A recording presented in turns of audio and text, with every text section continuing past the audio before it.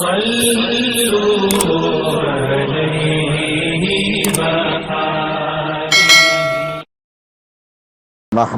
ونصلي ونسلم علی رسولہ الکریم اما بعد۔ صحیح بخاری میں ام المومنین سیدہ عائشہ صدیقہ رضی اللہ تعالی عنہا کی روایت ہے کہ ایک صحابی جو کثرت سے روزہ رکھا کرتے تھے، انہوں نے بارگاہ رسالت میں عرض کی، یا رسول اللہ، میں سفر پہ جا رہا ہوں تو میرے لیے روزوں کا کیا حکم ہے؟ حضور نے ارشاد فرمایا، چاہے تو رکھو چاہے نہ رکھو۔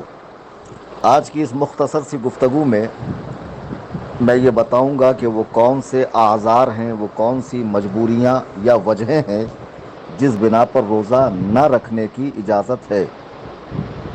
تو وہ یہ ہے: سفر، حمل، بچے کو دودھ پلانا، مرض یعنی بیماری، بڑھاپا، خوف ہلاک، وہ اکراہ، وہ نقصان عقل۔ اگر کوئی ان وجہوں سے روزہ نہ رکھے تو گنہگار نہیں ہوگا۔ سفر سے مراد کہ کوئی مسلمان 92.5 کلومیٹر کی دوری کے لیے نکلے یا اس سے زائد، لیکن کم سے کم 92.5 کلومیٹر، تو اب وہ شرعی مسافر ہے۔ جو فرض نماز 4 رکعت والی ہے اسے 2 پڑھنی ہے۔ یہ سفر چاہے دینی کام کے لیے ہو یا تجارت کے لیے ہو یا کوئی ناجائز و حرام کام کے لیے ہی ہو، وہ مسافر کہلائے گا۔ تو اب اسے اختیار ہے، چاہے تو روزہ رکھے چاہے نہ رکھے۔ لیکن ایک بات اس مقام پہ میں عرض کروں گا کہ جس زمانے میں رسول اللہ صلی اللہ علیہ وسلم سے بات پوچھی گئی تو حضور نے کہا، چاہے تو رکھو چاہے تو نہ رکھو، یعنی رکھنا چاہیے، بہتر ہے رکھنا، لیکن اگر کوئی نہ رکھے تو گنہگار نہیں ہوگا۔ تو اس زمانے میں جو سفر تھا اس کا ہم تصور بھی نہیں کر سکتے۔ اونٹ پر، گھوڑے پر، خچر پر، گدھے پر، اور صحرائی راستوں سے اور تکلیف دہ دشوار گزار گھاٹیوں سے۔ آج کی طرح سڑکوں کا کوئی تصور نہیں تھا، میلوں تک پانی نہیں ملتا، انسانی بستی نہیں ہوتی، چور ڈاکوؤں کا خطرہ ہوتا، بہت سارے خطرات ہوتے۔ آج سفر کیسا ہے؟ 100 کلومیٹر ہم لوگ 2-2.5 گھنٹے میں پہنچ جاتے ہیں، فلائٹ سے تو آدھے گھنٹے میں۔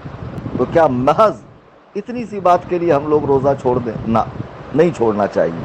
یہ میری گزارش ہے کہ اگر چھوڑ دیا اور رمضان کے بعد رکھ بھی لیا تو جو مزہ رمضان کا ہے، جو کیف و سرور رمضان میں حاصل ہوتا ہے، وہ غیر رمضان میں کہاں۔ پھر کیا پتہ زندگی ساتھ دے نہ دے، یا اس وقت جو ہے حالات روزہ رکھنے کے ہوں نہ ہوں۔ تو بہرحال رکھ لینا چاہیے، لیکن کوئی نہ رکھے تو گنہگار نہیں ہوگا۔ پھر یہ کہ پیٹ والی، پریگننٹ عورت، حمل والی، بچے کو دودھ پلانے والی کو اگر اپنی یا بچے کے جان کی صحیح اندیشہ ہو کہ خطرہ ہوگا، نقصان پہنچے گا، تو اسے اجازت ہے کہ اس وقت روزہ نہ رکھے۔ اب چاہے دودھ پلانے والی بچے کی ماں ہو یا پیسے دے کر دائی کو ہائر کیا ہو، یعنی نوکری کرنے والی ہو، تو ان صورتوں میں ان لوگوں کو روزہ نہ رکھنے کی اجازت ہے۔ پھر یہ کہ بھوک اور پیاس ایسی ہو کہ ہلاک ہو جائے گا، یا پھر عقل ٹھکانے نہیں رہیں گی، باولا ہو جائے گا، پاگل ہو جائے گا، تو ان صورتوں میں روزہ نہ رکھنے کی اجازت ہے۔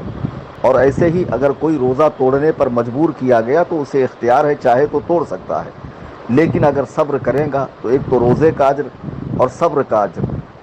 انشاءاللہ الرحمن میں مسائل بتاتا رہوں گا وقتاً فوقتاً، اور میری گزارش ہے کہ جس طرح آپ براہ راست میری پوسٹ کے ذریعے، وائس کے ذریعے اہم مسائل معلوم کر رہے ہیں، اس پہ عمل کر رہے ہیں، اور بہت سے لوگ مجھے پرائیویٹ میں میسج کر کے شکریہ بھی ادا کرتے ہیں کہ مفتی صاحب آپ کے ذریعے ہم کو سیکھنے ملا، تو کیا آپ نہیں چاہتے کہ ہر سنی بھائی بآسانی گھر بیٹھے قرآن و سنت کی صحیح معلومات حاصل کرے؟ تو برائے مہربانی گروپ کی لنک کو اسٹیٹس پہ لگائیں، دوستوں میں شیئر کریں، تمام سوشل میڈیا پہ اسے عام کریں۔ جو انسٹا، ایف بی وغیرہ چلاتے ہیں وہ اسٹوری پر لگائیں، اور زیادہ سے زیادہ دوستوں سے مل کر، ملاقات کر کے، ان کے موبائل لے کر، ان کی اجازت سے انہیں گروپ میں شامل کریں۔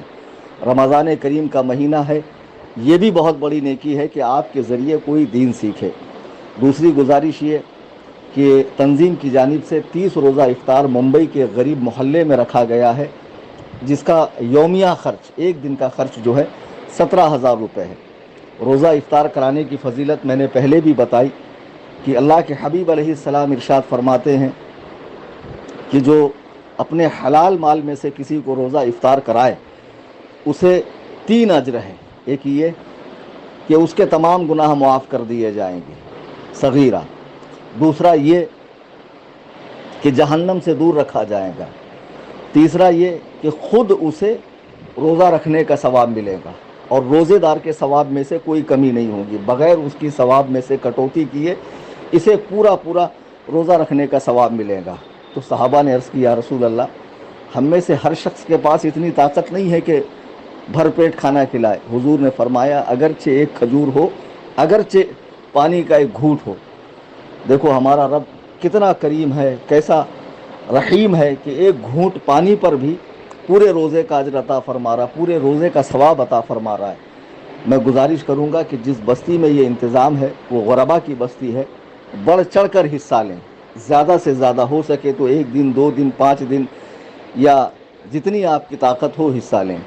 اور تنظیم سنی جمعیت الاحناف جو 10 سال کے عرصے سے دین و سنیت کی خدمت کر رہی ہے، تنظیم کے بہت سے عزائم ہیں، جامعہ قائم کرنا، خانقاہ کی تعمیر، تصانیف وغیرہ، مکاتب کا قیام، اور بھی بہت سے تنظیم کے ذریعے کام جو ہو رہے ہیں خدمت خلق کے شعبے میں، دین کے شعبے میں، اور آگے کرنے ہیں۔